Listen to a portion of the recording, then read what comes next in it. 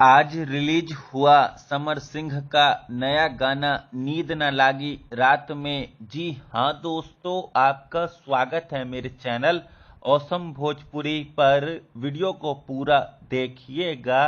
Video पसंद आए तो वीडियो को लाइक और चैनल को सब्सक्राइब कीजिएगा। दोस्तों, आज सुबह में समर सिंह के एक नए गाने को रिलीज किया गया, जिस गाने का नाम नींद न लागी रात में है। दोस्तों, समर सिंह के इस नए गाने को समर सिंह और शिल्पी राज ने गाया है। वहीं दोस्तों, समर सिंह के इस नए गाने को आलोक यादव ने लिखा है और अभिराम पांडे ने समर सिंह के इस नए गाने में म्यूजिक दिया है। वहीं दोस्तों, मौसम ने समर सिंह के इस नए गाने के वीडियो में समर सिंह के साथ काम किया है।